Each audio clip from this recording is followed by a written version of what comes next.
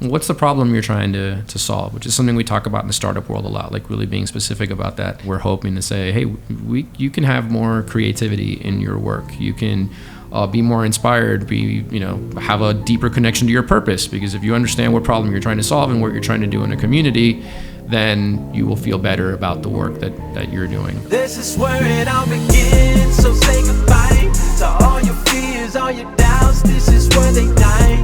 This is where we come to win, we come to fly. This is where we make our dreams come to life.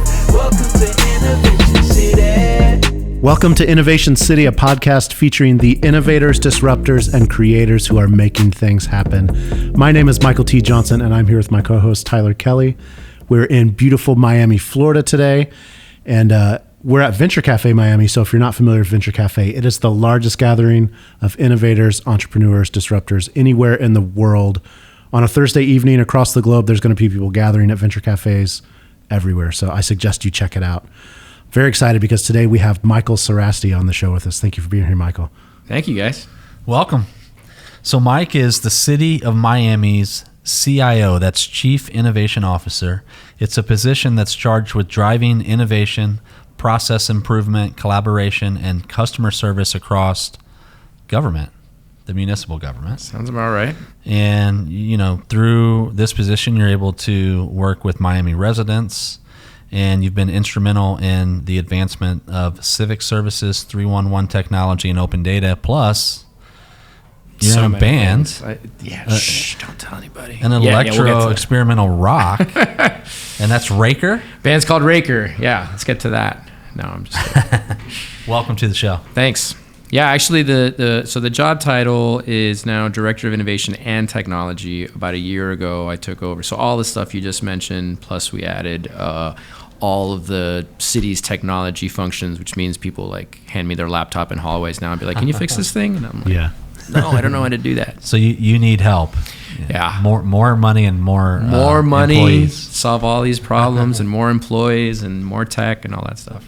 Yeah. So obviously you said that's not your title, innovation officer anymore, but an innovation officer for a city, like that sounds pretty important, or maybe even like kind of aspirational to what a city might want to accomplish. So like, tell me about that. What's an innovation officer do? Yeah, so I'm super proud of being the region's first chief innovation officer, and I say pretty regularly it's not important that it was me, but it's tremendously important for the region and for the city, because it really was this beacon to the entrepreneurs that were here and to other cities in the area and to other cities across the nation that Miami actually cares and is prioritizing innovation.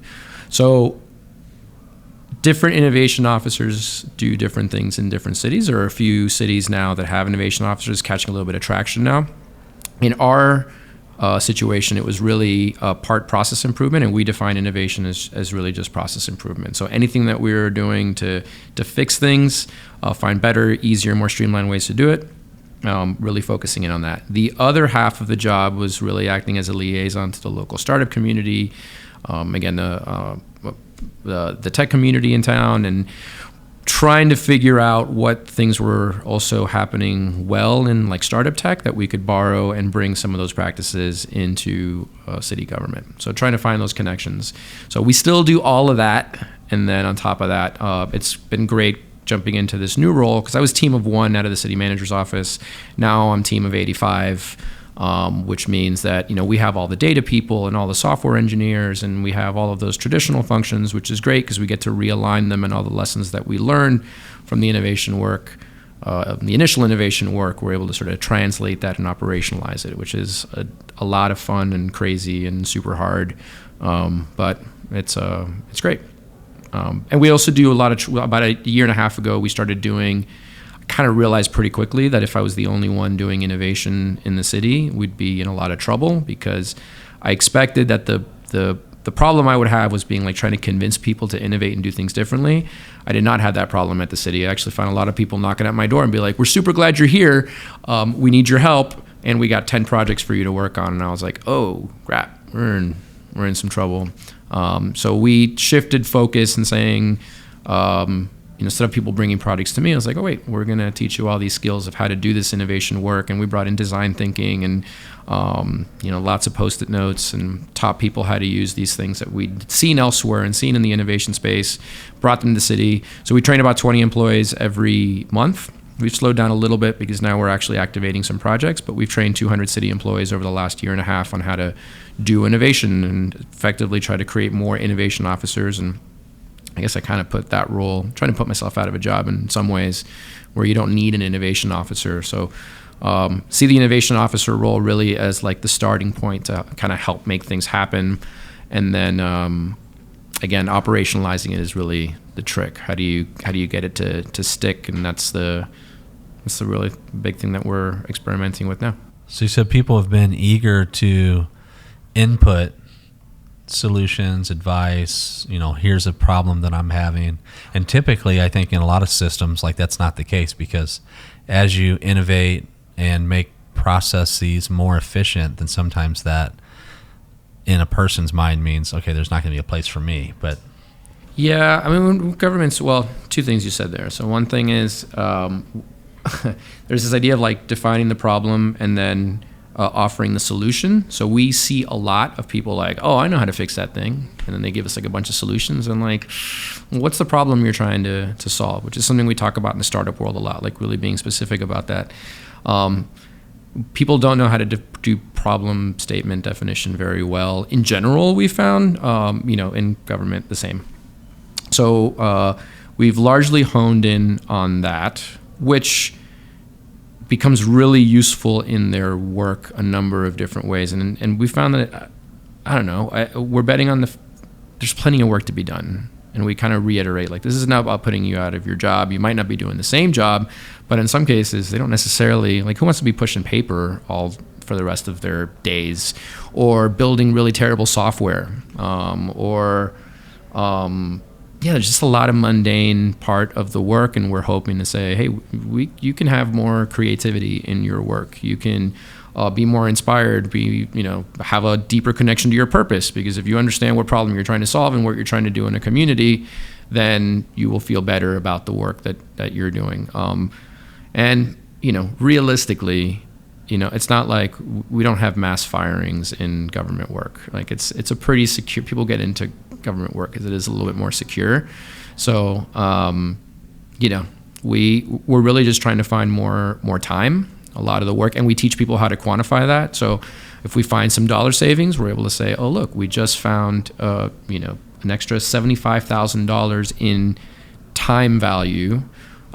So now when they give you all that extra thing to do, now you're not that worried about it. It's not like, oh man, I got to do more with less, which is generally what happens. You got like one person doing 10 jobs. Well, it's like, well, how about if I take 2 of those jobs away from you? You're still plenty of work to do. Good examples are hearing board office. Like Olga in hearing boards, man, she's just amazing. She managed to find enough time savings that equated to $75,000 worth of time savings in her office. And sure enough, like the next week, someone gave her a new job. She's like, the only reason I'm able to do this other thing is because I was able to redirect all of these people that were coming into my office. So she did like a really simple thing where just like took some paper in-person forms, and she was able to redirect those online in like an afternoon with some tools that she didn't even know that that the city had. And so she was like, oh, why don't I do this thing? And, all these people stopped showing up in her front desk, and it gave her all this extra time to be able to tackle the rest of her work that had been sitting on the backlog for a while. So we get excited about that stuff. Employees, once you tell those stories and people feel a little bit safer that if you do this work, it makes things better, not worse. And we've been able to celebrate Olga. I don't know, it's more fun to come into work anyway when you're tackling something real than you feel disconnected from that thing. Yeah. I would assume that like the design thinking principles play a lot into what you're talking about. Yeah, for sure. Yeah. The customer focus, and we're without people really realizing it, we're teaching them a lot about agile. We're running projects now, or we're running them in 2-week sprints. So people are really also picking up a ton of new skills that are transferable in other areas. We're stealing from a ton of places and a ton of things that have worked other places. And and they're, because they see the product that they're building or the process that they're designing, and they get to user test it with real people. I mean, we did that with the website where, people they'll kind of use the same design thinking process mapping approaches to design our new website. So they would, let's say we're doing the new website for how to build a fence in the city of Miami. So we would do the process mapping with a bunch of sticky notes on a Monday. On Wednesday, we would kind of teach you the software of how to get it uploaded. And they were, putting step 1, step 2, step 3, which is basically just lift that sticky note off of the wall and type up the service. And they're like, oh man, on Wednesday I just built a website. And then on Friday they would go and user test that, in the building department, and they would see, it's like, oh, that thing I built does not work the way that I intended it to do. And then they were able to go back and iterate on that. And it was just all, they could see this full line of sight between the design process to the product. And these are like frontline employees. They're the people that own the service. It was not necessarily technology people that were doing this. They're like, some case, like, front office clerks. But, oh, look, now I have tools that I can redirect. I can help people, the people that I see coming to my front desk all the time, struggling, that you feel powerless about, all of a sudden you're like, oh, here are some tools that I can put, and I can change, I can help somebody out. I don't have to deal with stupid questions all the time, So those things are super fun to find.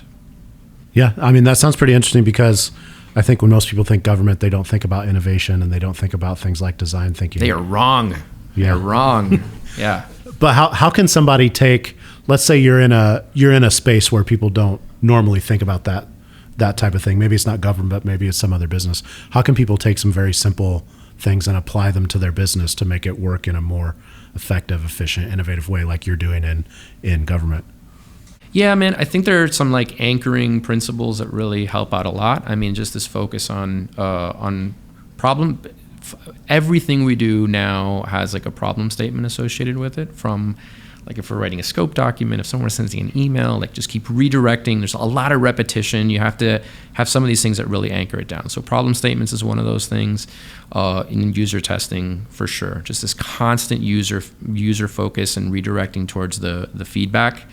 The things like wireframing, where you're just doing like low fidelity mock-ups of things. Those things are, I saw it this week. I almost like cried. I walked into, we did this training with a local boot camp, WinCode. I don't know if you guys have done stuff with, heard about their work here, but yeah.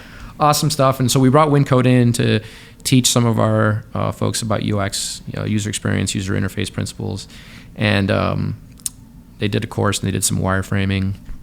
Like I'd walked into this meeting and some of my staff, and the practice would generally be to like just build the thing, and they'd spend months and months building some piece of software, and then it would probably be a little bit late or not quite right, and they'd hand it to the customer, and the customer's like, thanks, all right. And it's just this uninspiring like ending to the whole thing. This time, like they just spent like a couple weeks wireframing and doing some low fidelity stuff, and in this case they were handing it to one of our firefighters who's on a project for our fire department. And I could just like see the smile on his face, and they were able to have this just great dialogue over this low fidelity thing that just saved a ton of work, of development time on the end. And I think those kinds of things, in this case it's about software development, but just doing that freedom to do the mock-up early on, and not getting too hung up on all the details and the perfection, and letting people be sort of fast and loose with the free flow of ideas. Anything you can do to help do that thing, so you can again redirect to the problem. You're not stuck on like the mechanics of it. So I'm coming back for a second to like the music piece. It's like getting in and just having a jam session, like letting things just sort of like flow and be free. It's just a certain mindset that you get in to do that helps ideas come to fruition. Well, we definitely want to talk about the music piece, but before that, you have a unique perspective working, for the city of Miami on, this idea or this question, which I'm sure you've been asked a lot, like why Miami? So, we run into people all the time, and that's a point of conversation. So for you, how have you seen Miami as a region, as a city, kind of mature over the last few years, just with all the activity. I mean, it's been pretty insane. It's wild. So from your perspective, what's that look like? Well, I was born here, so I mean, it's a wild, dramatic shift for me. And someone I remember none of. In the area that we're in right now, downtown area, like I think I went to downtown like 4 or 5 times in my life, and I don't live that far from here. I grew up a little bit out west, in the heart of Wacheten, if you're from the area, Westchester if you're from the outside, and it's just remarkable how much has shifted back to the urban core, just all the activity. But there is something in the DNA of Miami. In some ways, man, it's about that Miami hustle. Like there is just there. Everyone's kind of, there's the good and bad of this too. Everyone's kind of like wheeling and dealing and trying to do that, but it just creates this forward momentum for a city that if we can channel that correctly, which I think is what we've been sort of trying to figure out for the last few years. We know there's something here that's really kind of tough and it's different. And in my role, I get to travel to other cities a lot and see there's some really cool stuff happening all over in innovation districts, and everyone's got like a startup scene and things are happening, and that's really cool. Maybe it's because I'm from here and I'm biased, but there's something really particular about that, and I think it has to do with that Miami hustle and just like everyone's sort of kind of finding a way. And I think that is the kind of stuff that it's that grit that propels businesses forward and lets it get through all those really difficult times in business. I think that's why we're powering through. I think we're doing that in the startup sector. I think we're doing that as a city right now. I think we do it as a city through hard budget times. We do it through all of that. And I think there's something really, really special. And I now I'm in, I'll be in Wynwood or I'll be in downtown, and I'm in these areas like a lot, and I look around. I was like, man, I've never seen that building before. Or there's a whole community that's like all of a sudden, coming out of nowhere, and it still doesn't feel like it's like a bunch of outsiders coming in. There's something about the fabric here that is like, I don't know, we talk about our diversity, all that stuff comes sort of really, we've got a lot of problems, like every other place, but there's something that comes a little bit more natural here in these pieces kind of coming together, places from, obviously the Latin American connection, and we've got so many communities here, and there's just something that we're just really used to that we don't have to struggle with as much as a maybe another city that is used to being a little bit more the same or a little bit more divided. So what about we talk about Miami in general, but what about the startup scene and the innovation community in Miami? Like, what is it about the innovation community that's attractive to maybe people should come here to do business or to start their thing?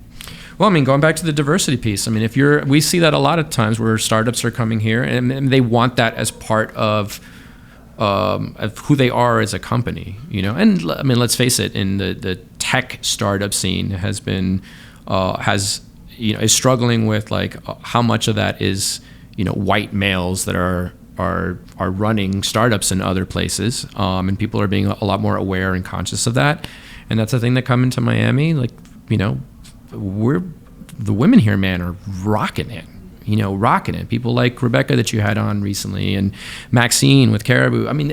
Rebecca Monson over what she's doing with the New Tropic. These are it's really inspiring to watch that. Felicia Hatcher, what she's doing with Black Tech Week, and it's really impressive to watch the all that stuff sort of come together very naturally.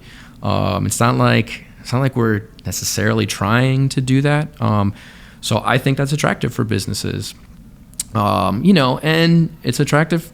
Who doesn't want to live in Miami, man? It's a great place to come and vacation. It's also a really cool place to live.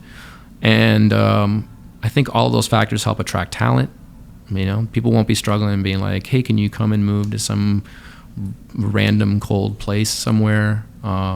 I think all of those factors, plus obviously the connection to Latin America, is a biggie. What's on the horizon in Miami that's exciting or that people need to know about that's coming?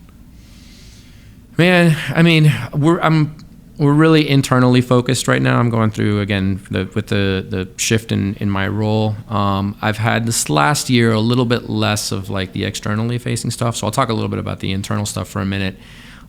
We are really fighting hard to make it easy for small businesses to thrive here. So I think that has an impact for the startup scene as well. We historically have not been great about, things like our permit process. It's cumbersome. It's been a, older, antiquated paper-based model. This last year we shifted to electronic plan review, so it makes it now you've got things at least flowing through the system electronically. Our next step is now on that front end. It's still, we still have some work to do on making that a seamless user experience. Our mayor, for example, this morning, he does this often, but he did it again at a speech this morning. Rise of the Rest was here, Steve Case's group. And in his speech, he brought his phone up and he goes, I want people to be able to open up a business from their phone. And I think that's super exciting because I tried to open up a business. I helped somebody about a year before I started as innovation officer, and it was one of the hardest things I've ever had to do in my entire life. And, those kinds of things kill businesses before they even get off the ground. So that for me is exciting. And I think sometimes we underestimate the impact that has for a tech community. Well, I mean, just brick and mortar in general. We talk about having preserving our diversity. To do that, we have to make sure that we're giving opportunities for all the people that are here and those hustlers that have been working really hard. And to do that, we've got to sort of get out of the way. So I'm excited about what we're going to do on that front. Just making things easier to use and make government more seamless is going to be really exciting. And from just kind of looking to the outside, I remember 5, 6 years ago was kind of when I got out of the walls. I was at the county at the time, and I ended up at an event at Lab Miami, one of our first startup spaces here. And I remember walking in there and my eyes just kind of lit up. I was like, what is this? I didn't even know what co-working space was. Now, obviously, we've got them all over the place. We're in one right now. And I'm excited about sitting back and watching this thing take shape. Kind of like my wireframe meeting the other day. I usually go in there and I feel like I have to have like a hand in these things. And the wireframes were just happening and things were just kind of taking on a life of their own, and they had their own momentum. And I'm excited about kind of watching for a little bit what's happening on the outside. I think it's going to be really cool. All right. So before we let you go, what is electro experimental rock? What's that? Man, we're pretty so it's a 2-piece electronic rock band called Raker. There's a lot of pop elements, I guess, in some ways, and a lot of very non-pop elements in other ways. I'm into everything from sludge metal bands to electronic bands. So it's like Boards of Canada all the way to like local band Torch. I don't know. There's a bunch of stuff and everything in between. Our band doesn't sound like either of those bands actually, but we get to have a small little studio space and equipment's always set up, and we should have our album out sometime before the end of the year. You guys can hold me to it. We got a song called Gospel on Spotify, and we got a few more in the works. And hopefully we can help you get to 1 million streams. Yeah, right? man. Stream Raker Gospel as many times as you can. Yeah, that is the least experimental of our tracks. So, but you play in the background. It's nice, and it's a nice little pop tune, and enjoy it. Yeah. So where can people get in touch with you? Where can people find you? Yep. On Twitter, you can find me at Sarasti, Sarasti. That's probably the best way. I guess I'm on LinkedIn somewhere, but I don't look at that thing as probably as often as I should. And I generally on there, you'll find a lot of stuff about what we're doing in the city. You can follow at City of Miami as well for some of the kind of broader stuff. And you can follow Raker at Raker Music and at Raker Music on Instagram. Awesome. Mike, thanks for being on the show. It was fun. Thanks, guys. Really appreciate it. Yeah. Thank you. For more episodes, visit innovationcity.co and be sure to subscribe, rate, and review. If you're in Miami, visit us at Venture Cafe on Thursday nights. You can find details at venturecafemiami.org and connect with us on social at We Are Slam and Venture Cafe MIA. This is where it all begins, so say goodbye to all your fears, all your doubts. This is where they die. This is where we come to win, we come to fly. This is where we make our dreams